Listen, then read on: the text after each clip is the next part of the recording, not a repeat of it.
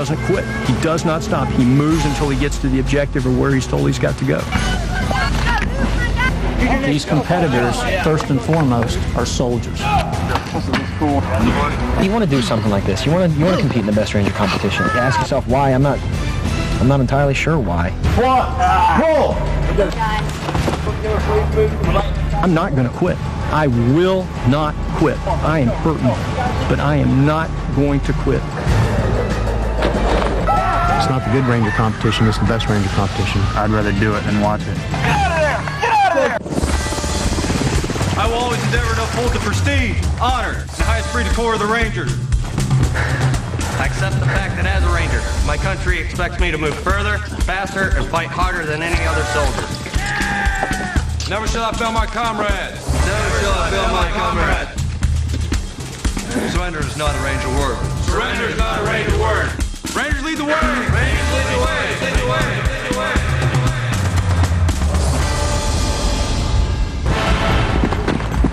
We're at Fort Benning, Georgia, where elite U.S. Army Rangers are battling it out in the best Ranger competition, a 60-hour non-stop barrage of running, crawling, and swimming over rough terrain and hellish obstacles. 50 miles of fast marches under 60-pound rucksacks, hostage rescues, gun battles, climbing assaults on a 70-foot tower, and helicopter jumps into land and water.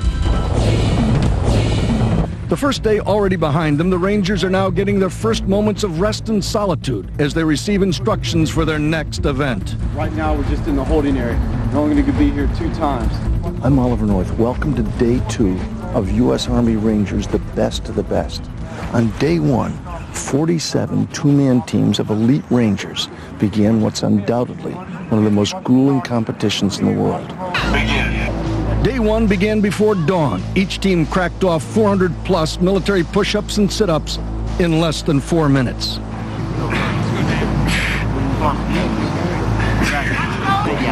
Stop. Arms and legs burning and shaky, the Rangers are hustled straight onto the Malvesti obstacle course. A collection of pull-ups, cargo nets, log climbs, vertical ladders, stagnant water, and barbed wire. Each event in the Best Ranger competition is scored according to accuracy, time, and level of difficulty. The team with the most points at the end of the 60 hours wins. Go! The obstacle course claimed the first casualty. Captain Steve Snyder, the 82nd Airborne at Fort Bragg, North Carolina, fell 30 feet from the top of the log climb. All right, let's go. His nose badly broken, Captain Snyder soldiered on without medical attention. Soggy and tired from the obstacle course, the teams hit the road for a run of unknown distance. 3 miles in, the Rangers found their paths blocked by a watery obstacle.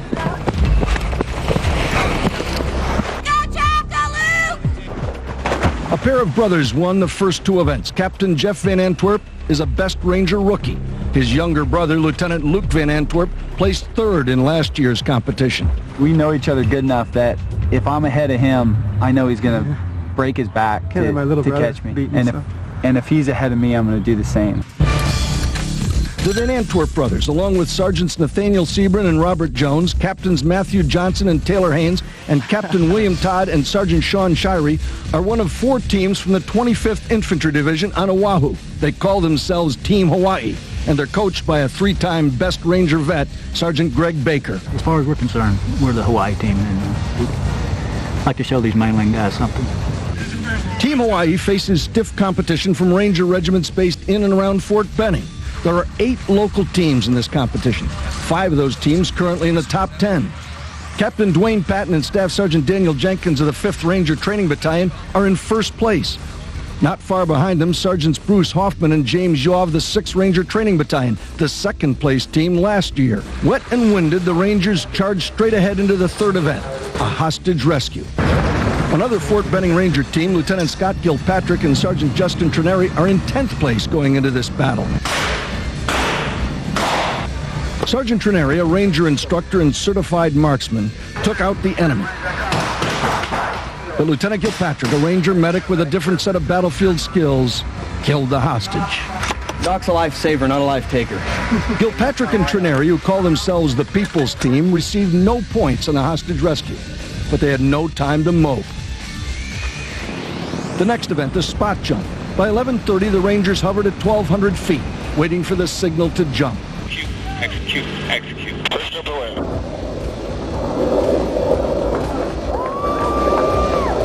The jump over, the Rangers raced to pack up their chutes, pick up their rucksacks, and double time through the woodlands to their next event. In first place, Captain Dwayne Patton and Sergeant Daniel Jenkins, 2 Ranger instructors from the 5th Ranger Training Battalion based in the mountains of Dahlonega, Georgia. In second place, it's the People's Team, Lieutenant Scott Gilpatrick, also known as Doc, and his partner, Sergeant Justin Trineri from the 4th Ranger Training Battalion right here at Fort Benning. In third place, Captains Ermino Cruz and Brandon Teague of the 11th Infantry Regiment at Fort Benning, Georgia. And in fourth and fifth, 2 teams from the 75th Regiment also here at Fort Benning, the so-called Go-to-War Rangers, Captain Kenneth Burgess and Sergeant John Pugh and Sergeants Adam Nash and Roy Young. Now 12 hours in, all 47 teams are still in the hunt. But that won't be the case for much longer, as the Rangers now suit up for their first taste of hell, the dreaded night march. When I did it last year, this was, the road march was it was a religious event. It was just it's just horrible. So, and then you feel pretty horrible afterwards too. Tonight, the Rangers will march 20-plus miles in the black of night. In standard Army boots wearing 60-pound rucksacks, it's a trial by asphalt that will cut this field of warriors in half by the time it ends at 0300 tomorrow morning. It's going to go back and forth, and whoever's going to gut it out, turn the paint off in the end, the last guy's going to come out on top. He's going to hold them pistols up. Get set, go. Up next, who will survive the road march? It's Night of the Living Dead. You're just out there all alone, especially after about mile 12. You're not around any other teams. It's worse than your worst nightmare.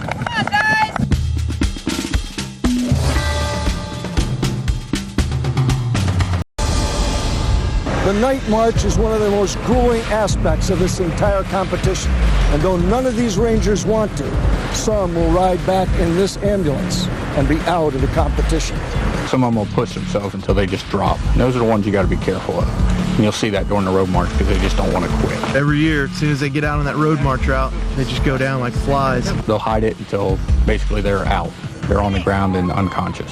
Everybody knows that the foot march is the deciding factor of who's staying in the competition. You're going as fast as you can.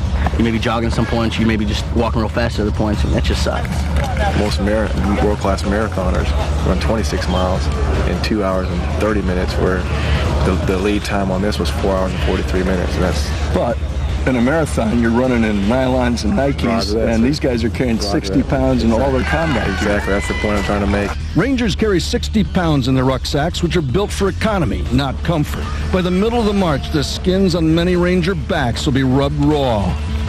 Guys' feet will be really messed up.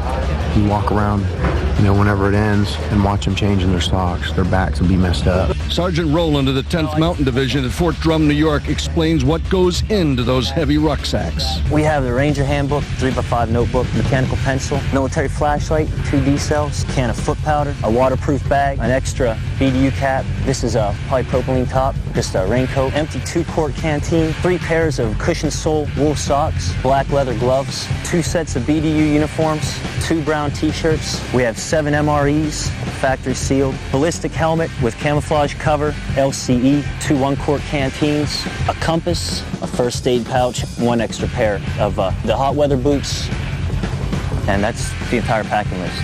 Carry anything extra or leave anything out, and you pay a heavy price. All of these items are inspectable throughout the competition, so at any given point in time, we might be required to lay them all out. And if we're missing any items, we'll take a substantial penalty for that.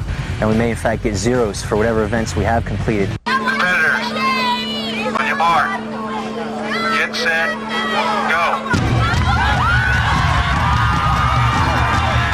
At 9 p.m., the march begins, and within minutes, it takes on a surreal edge. Your task is just to walk down a lonely, unlit road, with your partner. I mean, that right there It just takes a toll on you. It's Night of the Living Dead. You're just out there all alone, especially after about mile 12. You're not around any other teams. At mile 20, the competitors see lights and hear cheers in the distance. Many break into a sprint, thinking the end is near. But when they get there, they're told to keep on marching. What is it? We came up on the finish, and here's all of my family. And they're standing around cheering. I'm like, oh, finish line, finally. And then they say, keep going. I'm like, isn't this the finish line? They're like, no, keep going. I was in a lot of pain, you know, especially walking the last 3 miles of the road march. I mean, that was everything on my body hurt. With 4 extra miles added at the very last minute, the clock suddenly looms large. We were right on time and everything for it, and then it just ended up being longer than we had anticipated. But it really just boiled down to time, and we ended up with time running out about a half mile or maybe less from the finish line. A bus has followed the marchers through the night, picking up dropouts. Now it begins to fill up quickly. That 3 minutes is going to eat me up for a while. I'm pretty positive about things. I look at those 3 minutes and what did I do wrong? I have already started putting together my next training plan. That 3 minutes won't ever be a problem for me again. Team Hawaii lost 3 of its 4 teams. Captains Taylor Haynes and Matthew Johnson marched all 24 miles, but missed the cutoff by 15 minutes. Their teammates, Captain William Todd and Sergeant Sean Shirey, missed it by less than 3. It's tough to put, 4 or 5 months of your life focusing on one thing and then not coming out on top. 47 teams began Best Ranger. Now 15 are left. Captain Stephen Snyder of the 82nd Airborne, who broke his nose on the obstacle course and refused to quit, is now gone. So are his 82nd Airborne teammates, 20-year-old squad leader Corporal Andrew Fain and his partner, 30-year-old Army lawyer Captain Robert Lazenby. But for the 15 teams that did make it in time, elation. We had talked about earlier how funny it would be to come across the finish line acting like monkeys. They're beaten down, and his brother's been saying that the whole time, hey, walk like a monkey. They're leaning back on their rucksacks and start doing this monkey walk. Going ape out there. It was really, really funny. Sergeant Trenary and Lieutenant Gilpatrick took 8th place. The Van Antwerp brothers took 3rd in 5 hours straight. Captain Patton and Staff Sergeant Jenkins took 2nd. At one point, I was having a hard time keeping the pace up there with the front of the pack, and he motivated me. Sergeants Bruce Hoffman and James Yaw won the march with a time of 4 hours and 43 minutes. That's 12 minutes per mile with 60-pound rucksacks. After 6 events, Captain Patton and Staff Sergeant Jenkins from the 5th Ranger Training Battalion remain in 1st place overall. In 2nd, it's Captains Ermino Cruz and Brandon Teague of the 11th Regiment. 3rd, the Doc, 1st Lieutenant Gilpatrick and his partner Staff Sergeant Trenary. In 4th, it's Captains Colbert and Fitzgerald of the 4th Ranger Training Battalion. And in 5th place, the Road March winners Sergeants Hoffman and Yaw. The Road March sent most of Team Hawaii packing. Will the Van Antwerps charge back into the lead on the bayonet course? That's next.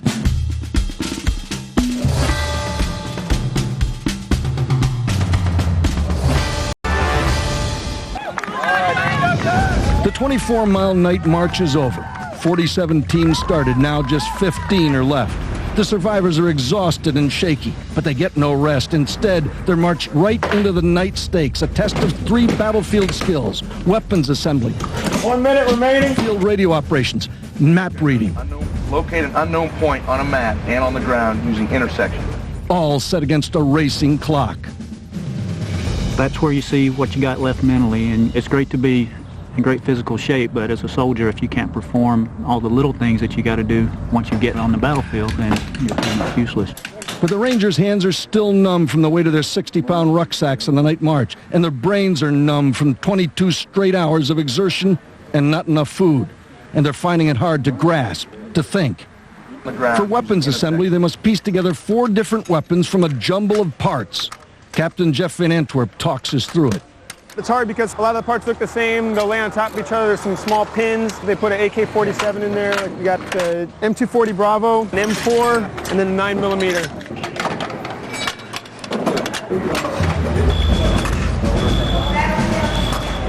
After the night stakes, the teams get their first break. A whole 5-minute bus ride to the next event, the Bayonet Assault Course. Warfare is a high-tech game these days, but bayonets are still a vital part of a Ranger's arsenal. On the bayonet assault course, Rangers practice their techniques, parrying, swatting away enemy bayonets, then thrusting in for the kill. The bayonet assault course is a half-mile loop with 19 obstacles, from the barbed wire tanglefoot and low crawl to the tunnel run to a score of target dummies. Standards, both competitors. The Rangers get a briefing from one of the cadre and then go on the attack. Bayonet assault course is a go, no-go event. To receive any points, both team members have to hit every target correctly and still finish in less than 4 minutes and 30 seconds. The Rangers are shadowed on the entire course by cadre who keep score and time. Still pumped from their road march victory, Sergeant First Class Hoffman and Staff Sergeant Yaw start strong on the bayonet assault course. The sergeants are both Ranger instructors, and their bayoneting technique is textbook. But they get snagged on the low crawl and end up missing the cutoff time by just 4 seconds. No points for them on the bayonet assault course. Up next, Lieutenant Scott Kilpatrick and Sergeant Justin Trineri, currently in 3rd place overall. Between Justin and I, my partner, we were just blessed with this revolving motivation, I guess you would say. Some people use that negative reinforcement, and Doc and I never did that with each other, and that was good. Trineri pulls way ahead of Gilpatrick, whose body lets him down under the barbed wire. I'm just the clumsiest guy in the world. How I made it through all the confidence courses and the obstacle courses, I don't know, without falling on my face. The sergeant makes the cutoff time. But Doc Gilpatrick misses it by seconds. No points for the People's team. Of the 5 teams sent to the Best Ranger competition by Fort Bragg's 82nd Airborne Division, only Sergeant Ben Finkelstein and Specialist Robert Willis remain. They're in 11th place and hungry to make up some time. Sergeant Finkelstein nails the wire crawl.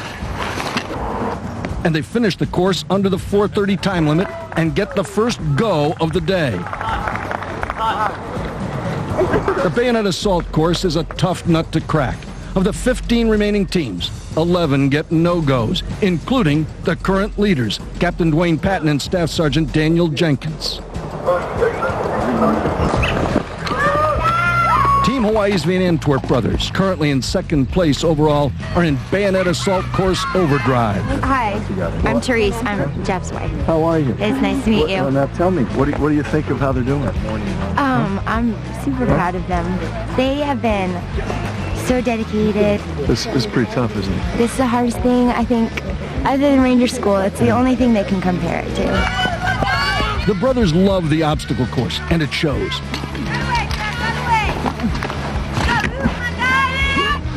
They get the best time of the day, 4 minutes and 7 seconds, and pick up some valuable points. Only 3 other teams pick up points in this event. First Lieutenant Scott Wentz and Specialist Roy Botello of the 75th Ranger Regiment, Sergeant Ben Finkelstein and Specialist Robert Willis of the 82nd Airborne, and the 4th place team, Captains William Colbert and Sean Fitzgerald of the 4th Ranger Training Battalion. Up next, the Ranger Stakes, tomahawks, and hand grenades.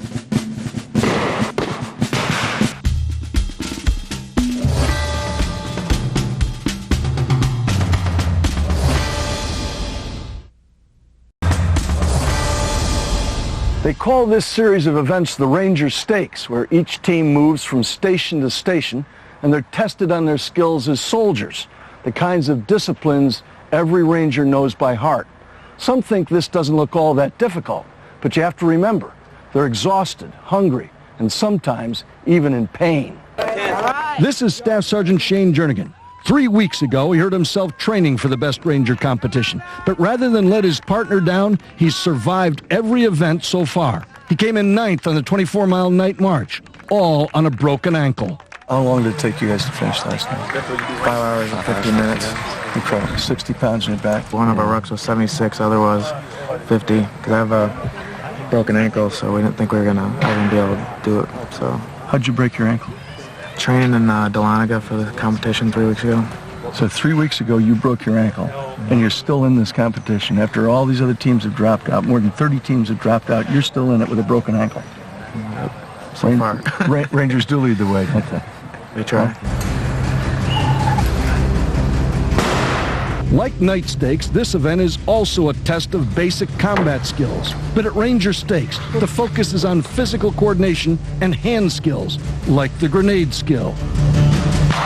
Event Supervisor Staff Sergeant Thompson explains the grenade throw rules. This is a replica of the fragmentation grenade standard to the United States military. Comes with a secondary pin and a primary pin. They'll move down to the target area, down to the woods, and they'll come to the first position, which is the bunker. They'll execute knocking out a bunker position.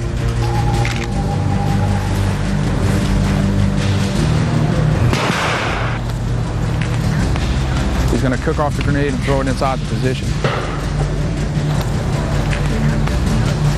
Once it goes off, he goes around to make sure that the bunker is clear. At the building position, he's supposed to put his back to the wall. He'll throw the grenade inside the room to the second floor.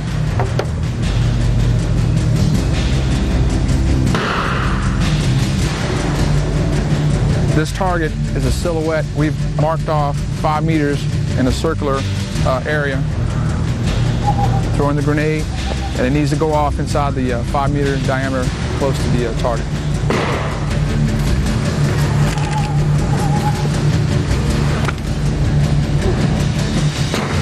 It's very important for a ranger to be able to utilize these properly. The next disciplines are the tomahawk and knife throw. The tomahawk throwing event was inspired by the legacy of the Rangers by virtue of Major Robert Rogers of Rogers Rangers in the French and Indian War. The distance of the tomahawk and knife in this event are thrown at 12 feet. It's a one-spin distance, so the tomahawk will spin once in flight before striking the target. All right. Ooh. There are 3 practice throws. On the 4th throw, which is scored anywhere, striking on the log is sufficient as a go. The knife and the tomahawk, as a team, must stick on the 4th throw. If they both stick, it's a go. If only one sticks, it's a no-go. This one right here? Yeah. The Rangers also have to rig a Zodiac rubber boat, tie a series of knots, and set up and take down a Claymore mine, all under intense time limits. Like everything else in this competition, Ranger Stakes tests these super soldiers on the battlefield skills and attributes they're using right now in Afghanistan and have used in 8 other conflicts in the last century. I was afraid in combat from time to time, but overcoming one's fear is just part of what you do when you accept a soldier's life. Retired Sergeant Major Chuck Waters knows a thing or two about combat. He fought in 3 wars, World War II, Vietnam, and for him, the worst of all, Korea. Korea was a mountainous country. The coldest winter on record was 1950-51 during the past century, and we weren't really equipped for that. I think of the 3 wars, Korea by far was the most severe that I was in because of the weather and the ferocity of the North Korean soldier. Sergeant Waters was assigned to the 1st Airborne Ranger Battalion. During our short combat history, we fought in 4 major campaigns, a couple of task forces, quite a few raids. One of their more daring raids took place on a cold January night in 1950.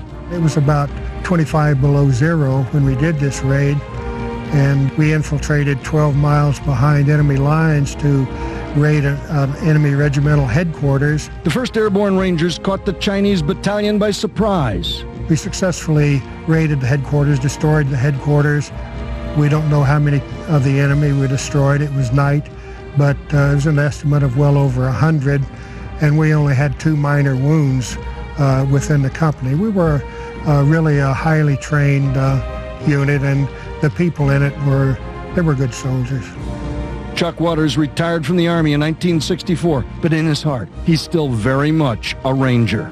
There isn't a day that goes by that I don't think about my life in the military. Refer to that time as the time when I was really alive. because it was special because of the special people I was with.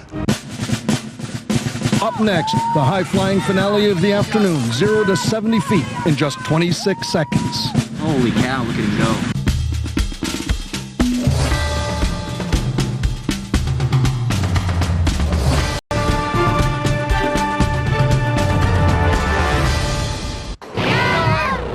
Todd Field, late morning of day 2.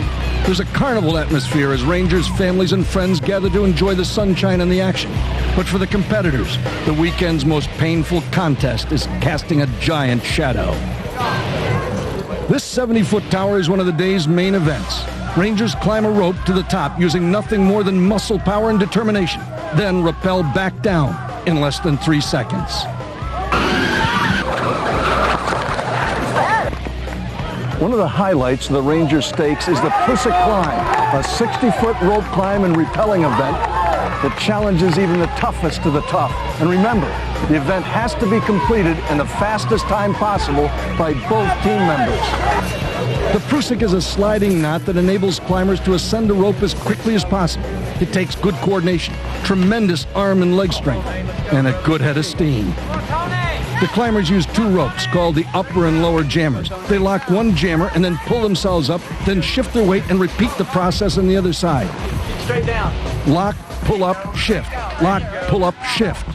Good rhythm, good rhythm. Easier said than done. Currently in 7th place, Sergeants Nash and Young of the 75th Regiment are the first to go. As soon as Nash begins to climb, the clock starts. Sergeant Nash has great momentum. He tires near the top, but he still manages the 70 vertical feet in just 34 seconds. At the top, the sergeant has to unlock himself from one set of ropes, race across the platform, and then lock himself into another, a move called the changeover. He fast rappels to the bottom, stopping the clock when he hits the mat at 1 minute 12 seconds. It becomes the time to beat. Sergeant Young is up. He has a nice long reach, pushing the jammers out as high as possible. Like his partner, he struggles the last 10 feet, 41 seconds straight up. But he's nimble on top and he picks up more time on the rappel. He's on the ground in 1 minute 6 seconds, a combined team total of 2 minutes and 18 seconds. The Prusik climb is a high-profile event, the main draw at Todd Field, and the teams want to demonstrate their technique and power. We really want to do well on this. Before the event, Sergeant Justin Trineri made a bold prediction. His team will win the Prusik climb. But Captain Patton and Sergeant Jenkins are instructors at the Ranger Mountain Warfare Center and spend a lot of time climbing and rappelling in the mountains near their post. These 2 guys, though, are from the mountains camp. This is their forte. They want to win the Prusik badly, and right off the bat it shows. Sergeant Jenkins leaps off the ground. Yeah. Holy cow, look at him go. Justin Trineri and Scott Gilpatrick can only stare. Jenkins reaches the top in 26 seconds, has a lightning changeover, and falls like a rock. His time, 44 seconds. Captain Patton is on the rope. The captain's a little slower than his partner and slows more near the top, but manages the climb in just 35 seconds. He makes the circuit in 1 minute and 6 seconds. Patton and Jenkins' combined time is 1 minute and 49 seconds, a seemingly insurmountable feat. I'd like to retract that bold statement I made about. Sergeants Hoffman and Yaw are next. Hoffman steams his way to the top in 28 seconds, just 2 seconds slower than Sergeant Jenkins. But he fumbles his rappel ropes and descends slowly, 1 minute and 8 seconds. Sergeant Yaw is strong and steady. He may be the smoothest climber so far, and even though he's 2 seconds slower than his partner, he gets to the top in better shape. He has a great changeover and rappel and hits the mat in 55 seconds. Hoffman and Yaw's final time, 2:03, good enough for 2nd place. Up next, it's the Van Antwerps. The younger brother, Luke Van Antwerp, was first to climb. He's a great long-distance athlete, and he keeps up a steady momentum to the top, touching in just 38 seconds, but he struggles to pull himself up on the platform. The Van Antwerps have a very aggressive rappelling style, depending on the mat to do all their braking. The lieutenant makes the trip in 1 minute, 3 seconds. Jeff is next, another smooth and steady climber. He touches up in 32 seconds. But he also has a tough time pulling himself over the top. and he's gotten his feet tangled in his jammers. The clock is ticking away. He flies off the platform and lands with a thud at 109. Even with their troubles, the athletic brothers' 212 total moves them up to third place. 4 teams done and 8 to go. Can anyone beat Patton and Jenkins, the Rangers from the mountains of Dahlonega? We really want to do well on this. The People's team swings into action. But can they climb past the mountain men? That's next on U.S. Army Rangers, the best of the best.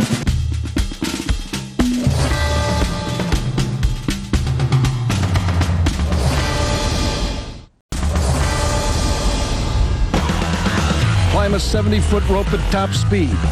Pull yourself up. Unsnap, resnap, and then plummet to earth without hitting the brakes or getting stuck on the way down. This is the Prusik climb. 2 instructors from the Ranger Mountain Warfare Center, Captain Patton and Sergeant Jenkins, set the standard with a mind-boggling time of 1 minute 49 seconds. The combined time for both competitors. Holy cow, look at him go. 10 teams have taken on the mountain men and failed. Now only 1 pair of challengers remain. By now, you know them as the People's Team. First Lieutenant Gilpatrick and his partner, Staff Sergeant Trenary, who in characteristic fashion boldly predicted victory at the Prusik. After Jenkins' climb, he has a change of heart. I'd like to retract that bold statement I made about Now it's time for Sergeant Trenary to put up and pull up.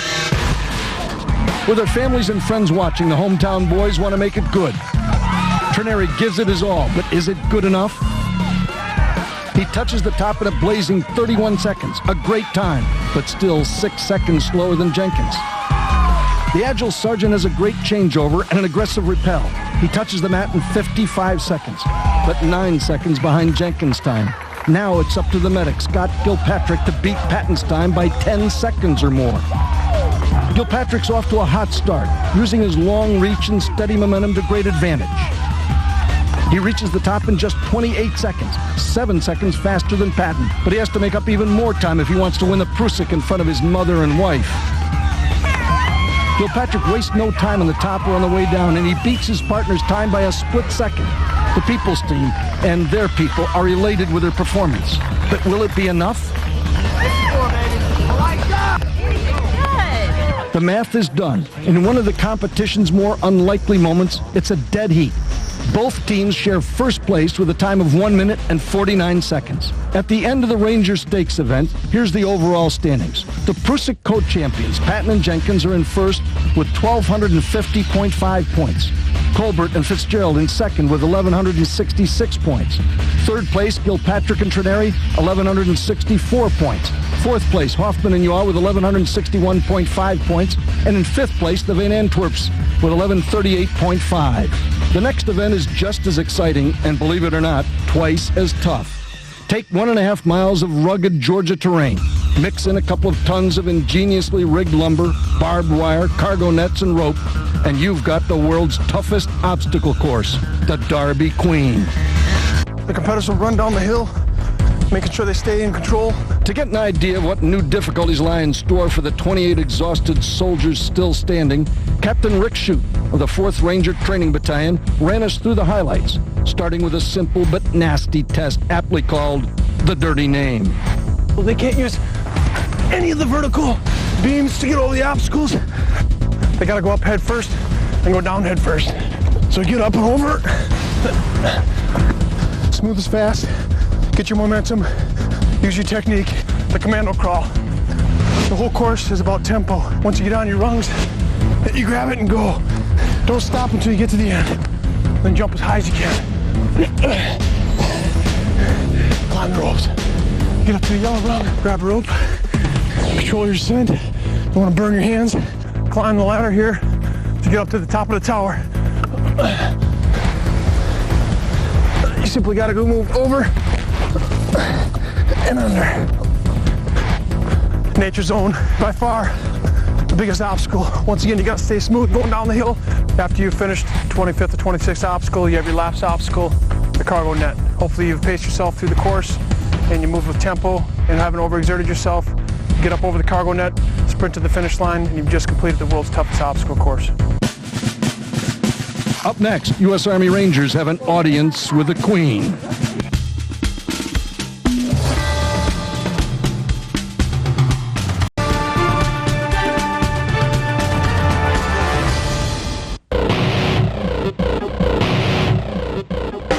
The Rangers have been on the go for 34 straight hours without a break.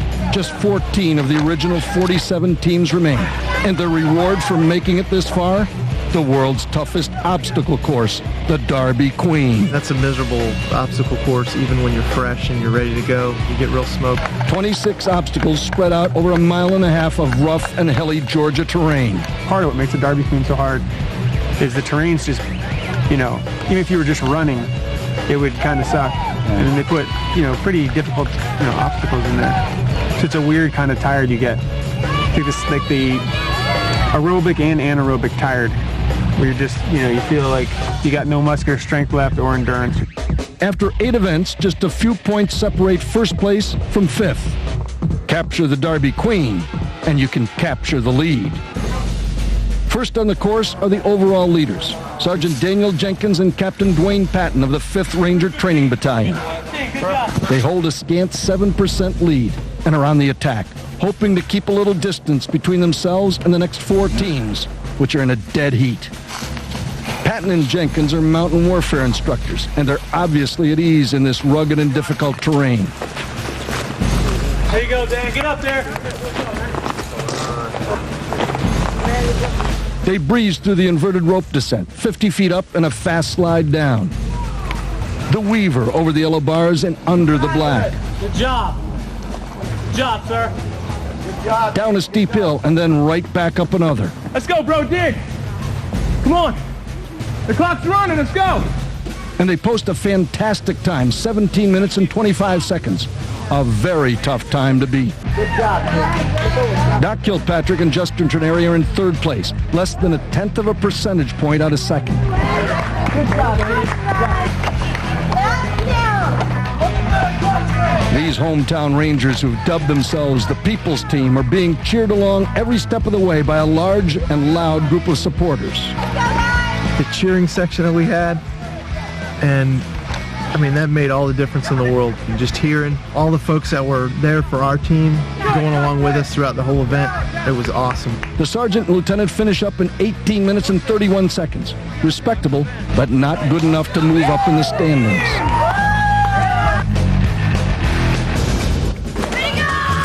Sergeants Hoffman and Yaw moved up from 7th place to 4th when they won the night march. But they lost an insole from one of their rucksacks and received a 20% penalty that pushed them back into 13th place.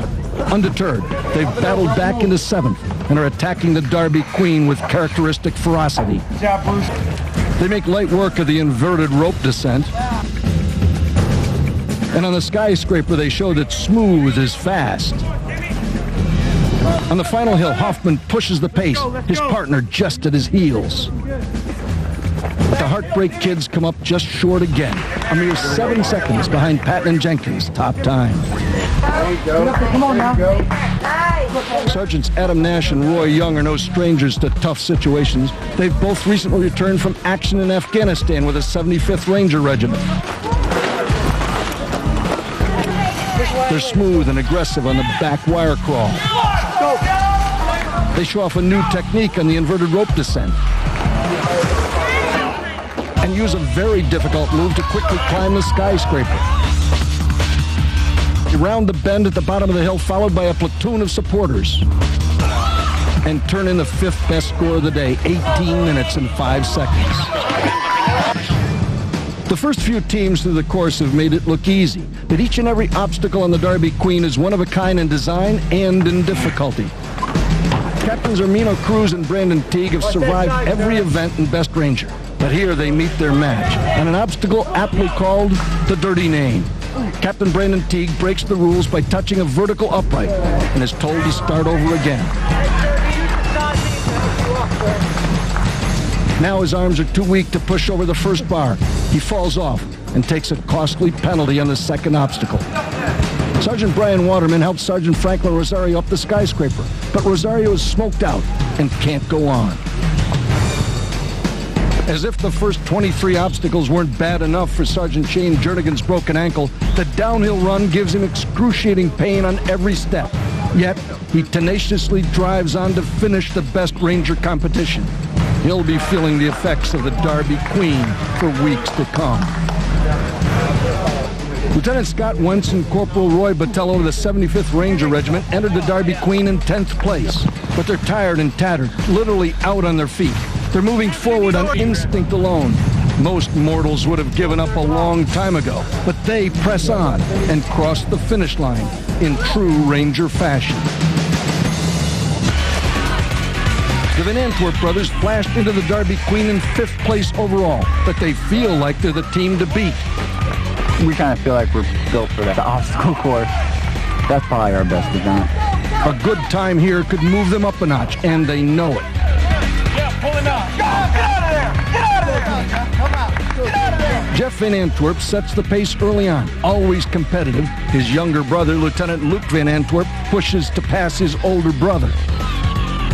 They're long and limber, an obvious advantage on the Weaver. They fly into the home stretch and set a best Ranger record with a time of 15:44. The Van Antwerps win the Darby Queen going away.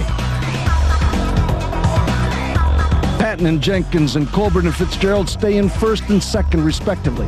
But the People's team are supplanted in 4th by Sergeants Hoffman and Yaw, who've now moved up 9 places on the day. You're watching U.S. Army Rangers, the best of the best. Don't go away. That's an order.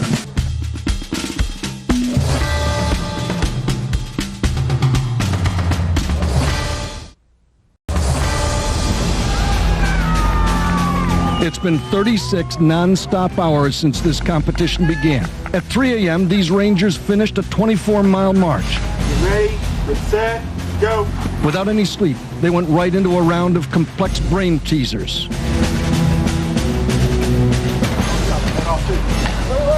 They slashed, stabbed, crawled and ran their way through a hilly 1.5-mile bayonet obstacle course. Climbed a 70-foot tower and landed on the other side with a crash. And were pushed beyond their limits by the dawning Darby Queen with its 26 obstacles and 1.5 miles of rugged terrain. Over! Come on, Frank, come on! Take! And now they've received another awful surprise. Expecting a 2-hour break to clean up, eat, and rest after the Darby Queen, instead, they've been ordered to suit up and move out immediately. They're exhausted, filthy, and hungry, and heading straight into the worst event in the best Ranger. Another 25-mile night march under 60-pound ruck, but this time through the forest. No roads, no street signs, just a topographic map and a final destination. It's called the Land Navigation Test, or short, Land Nav. A lot of people talk about the road march being the hardest event. I'm going to be honest with you, that's not the case. The guys that are worried about the road march are probably not the guys that even need to be there. The real competition doesn't really begin until the Land Nav. Make sure you don't run into something or fall into a pit or a gorge that's out there. Watch out for the snakes. Your back is sore, your feet are sore, you're tired, you're hungry. You're mentally and physically very exhausted. You might be low on food, might not have any main meals left. You might just have some crackers and stuff left. I'll tell you a little story about the first year I did. It was kind of funny. The guy I went with, he started to hallucinate. He was seeing things out there that really wasn't out there. He was hearing sounds that weren't out there. And, I mean, that's just the mindset you're in at that point. We started with 94 Rangers. Now, just 28 are left. Sergeant Shane Jernigan has a broken foot. Sergeant Bruce Hoffman has a torn ACL. Sergeants Hoffman and Yaw have been knocked from first to near last over a missing insole. 14 teams are still fighting it out. But tonight on the Land Nav, they'll all be together in hell, and no one will come out unscathed. This is 2 men on their own that have to survive as a team. Who will be left in the morning? When we return next week, we'll see who's tough enough to survive the land navigation course. And we'll be back on the choppers, this time jumping over water. And we'll find out which team is going to win the Best Ranger competition. Till next time, I'm Oliver North.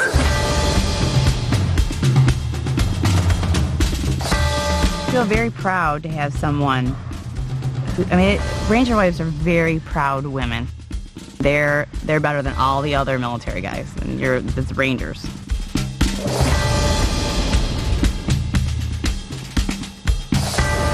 In the grand scheme of things, and when you put things in perspective, I'm honored that I got to be out there cheering for my husband and that he was in the best Ranger competition. And someday I'm going to tell my kids about it, and my little boys are going to think that he is the greatest man in the world.